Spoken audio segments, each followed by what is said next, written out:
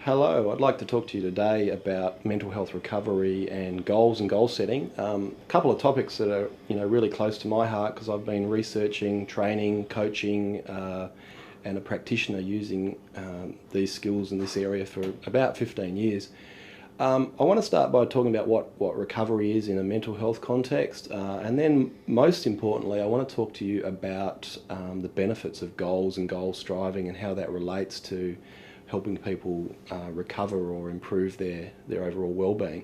And let me talk about goals a little bit, and then I'll talk about the benefits.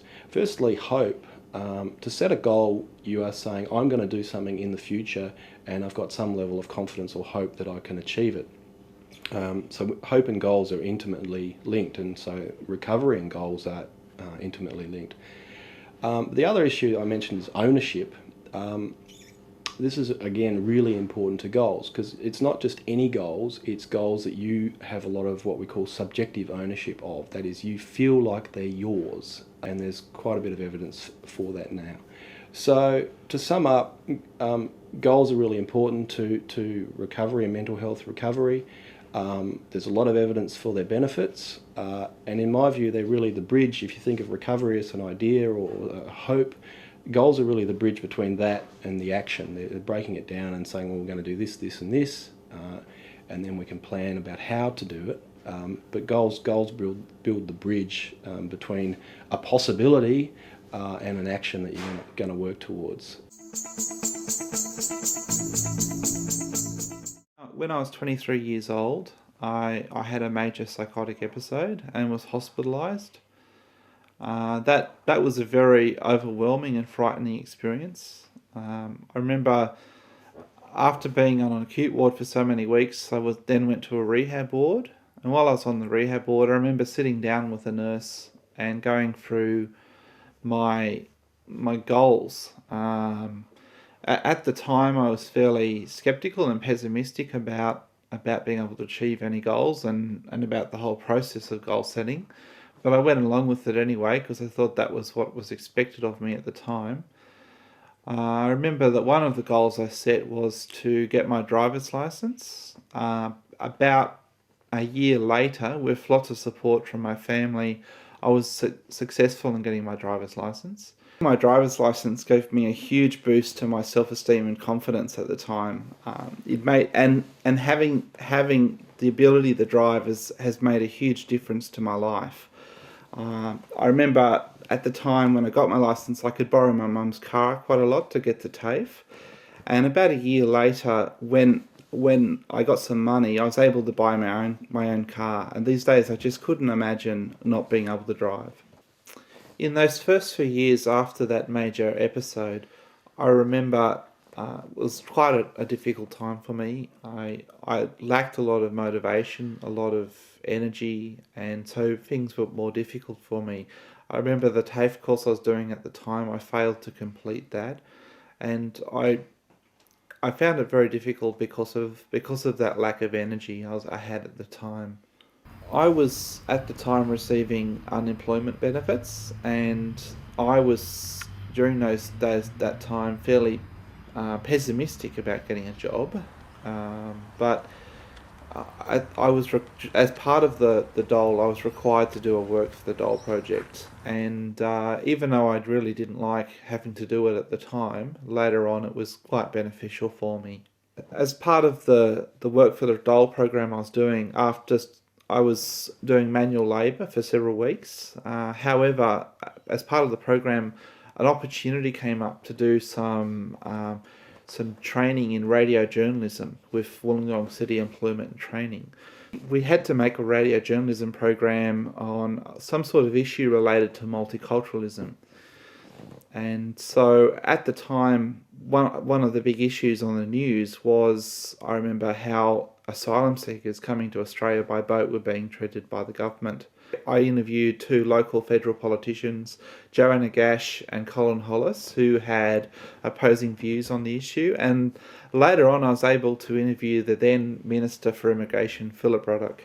Yeah, well, I got a huge sense of achievement from from being able to work hard on something and put something together and get all of these interviews and all of these things done. And so that I got a huge boost from that. Shortly after finishing the radio journalism course, I heard about a job in mental health rehab as a consumer rehabilitation assistant.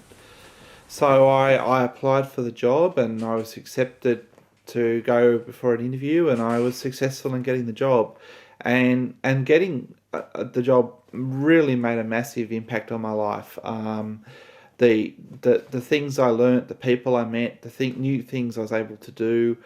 The sense of self-esteem was so huge compared to being unemployed. I was being able to be able to help people, to be valued for your contribution, and to be respected, and to actually make friends through work really did make a big difference to my life, and my recovery did move forward in a big way through that. With my confidence high from gaining some part-time employment, I decided to try and do some part-time study. So I enrolled in TAFE and did a Certificate 3 in aged care, and I successfully completed that certificate, and that was very important for me because I hadn't achieved anything academically since I was 16 when I left high school at the end of Year 10. Having successfully done the Certificate 3, I then enrolled and did a Certificate 4 in aged care as well, and I successfully completed that course. And actually achieving that, getting good results, was a huge boost additionally to my recovery, and opened up many opportunities for me, including being able to consider going to university. With work over the years, I saved up enough money to be able to afford to go on a holiday to Tasmania.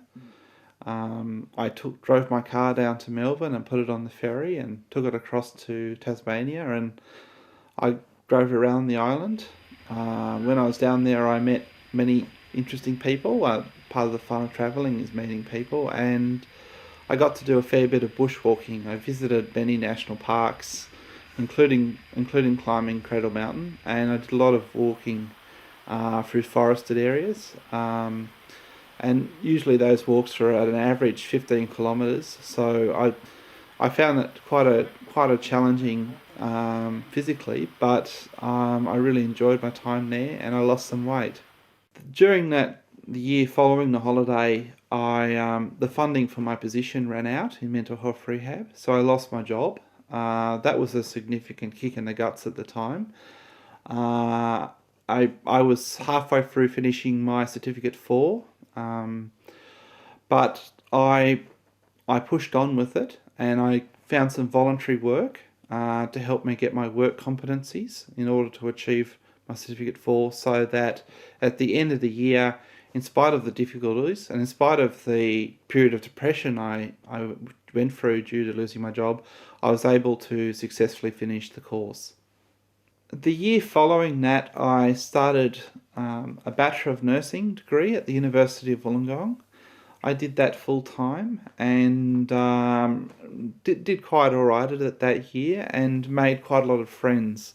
Also, at the beginning of that year, funding came back for the position in rehab that I used to be employed in.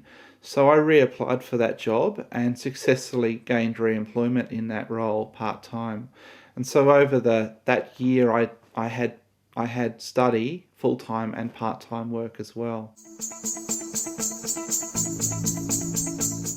Later that year, in the uni holidays, I'd saved up enough money, and so I went travelling again. I drove my car up to northern New South Wales and into southern Queensland.